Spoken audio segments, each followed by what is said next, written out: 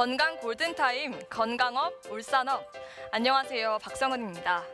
하루 종일 컴퓨터 앞에 앉아있던 직장인, 또 매일 집안일을 하던 주부, 그리고 평소 골프나 헬스 같은 운동을 즐기던 중년 남성, 모두 어깨 통증이 심해서 팔을 들어 올리기가 힘들고 밤에 통잠도 잘 수 없다는 이유에서 병원을 찾았다고 합니다. 이분들이 공통적으로 앓고 있는 질환, 바로 회전근개 파열이라고 하는데요. 일상에서 가장 흔한 어깨 관절 통증의 원인이 바로 이 질환이라고 합니다. 오늘 건강업 울산업에서는 이 회전근개 파열에 대해서 자세히 알아보겠습니다. 이승주 전문의와 함께합니다.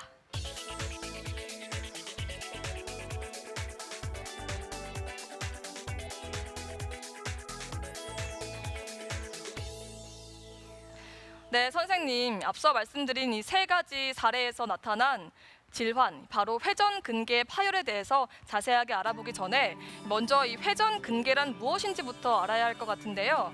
회전근개, 신체 부위의 어떤 부분을 말하는 건가요? 어깨 관절을 이루고 있는 뼈들 사이를 4개의 근육이 통과하고 있는데 이들의 주요 기능이 팔을 안이나 바깥으로 회전시키는 기능을 하기 때문에 회전근이라고 부릅니다. 극상근, 극하근, 견갑하근, 소원근 이렇게 4개의 근육으로 구성되어 있고 하나의 기관인 것처럼 움직여서 팔에 회전하는 운동뿐만 아니라 상완 골두를 어깨의 중심에 잘 위치하도록 하는 기능도 하고 있습니다.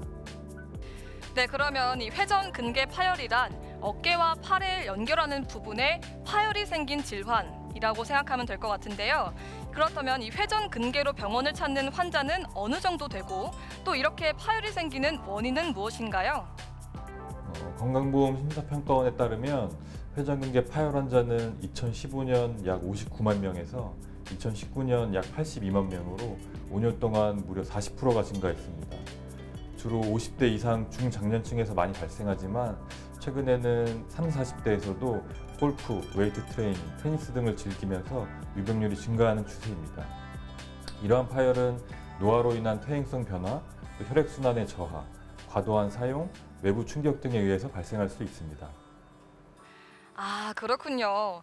그러면 이 회전근개 파열의 대표적인 증상이라면 어떤 것들이 있을까요? 주 증상은 주로 어깨의 앞이나 옆, 주로 삼각근 부위 주변에 생기는 어깨의 통증입니다. 팔을 들어 올리거나 누운 자세에서 더 악화되는 특징이 있고 특히 야간에 통증이 심해지는 양상을 보이게 됩니다. 네, 이 환자 수가 늘고 있음에도 불구하고 사실 어깨 통증하면 오십견을 먼저 떠올리게 되거든요. 오십견과 회전근개 파열, 어떤 차이가 있을까요? 먼저 회전근개 파열의 경우엔 수동적인 관절 운동 범위의 제한은 일어나지 않지만 오십견은 수동적인 그리고 능동적인 관절 운동 범위가 모두 제한되는 것이 특징입니다. 다시 쉽게 말씀드리면 회전근개 파열의 경우엔 타인이 손을 들어줬을 때는 모든 각도로 어깨를 움직일 수 있지만 오십견의 경우엔 타인이 손을 들어줘도 일정 각도 이상으로 팔이 올라가지 않습니다. 또한 회전근개 파열은 진행되게 되면 근력 약화 소견을 보일 수 있지만 오십견에는 근력 약화 소견은 동반되지 않습니다. 네, 그런데 이 통증이 보통 심하지가 않으면 시간이 지나면 나아지겠지 이렇게 생각하고 넘기는 경우가 많잖아요. 이 회전근개 파열도 통증이 심하지 않다면 치료하지 않아도 괜찮은 건가요? 그렇지 않습니다. 회전근개 질환은 병의 진행 정도와 증상이 비례하지 않은 경우가 많습니다.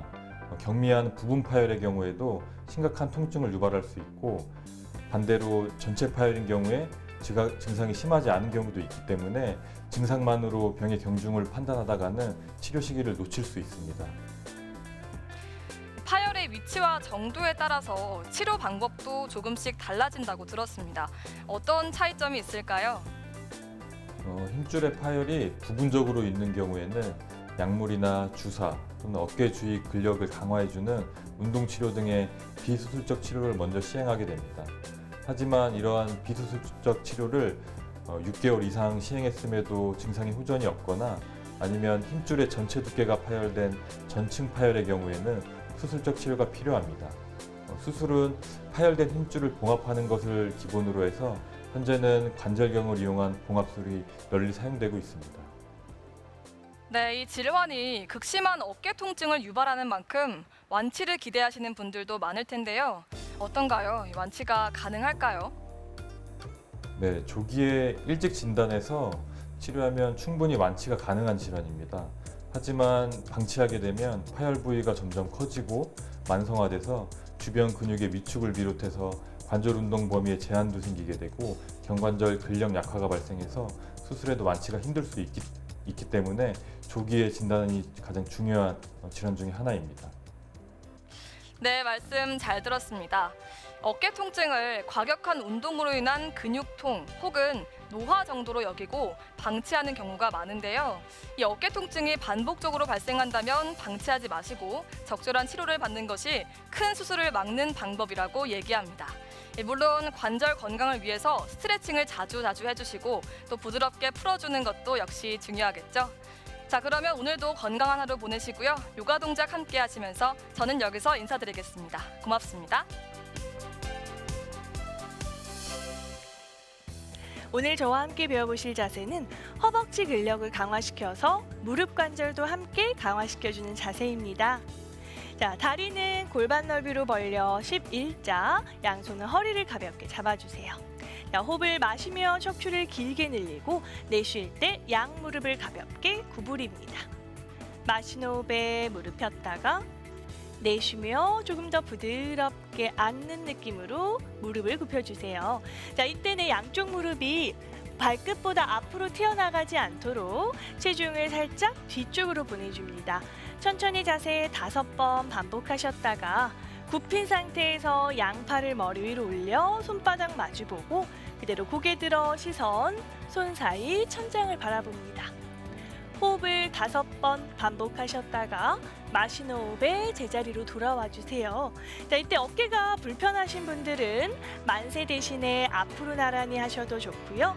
자세가 유지가 잘 되시는 분들은 두 발을 벌리지 않고 모으신 상태에서 하셔도 좋습니다.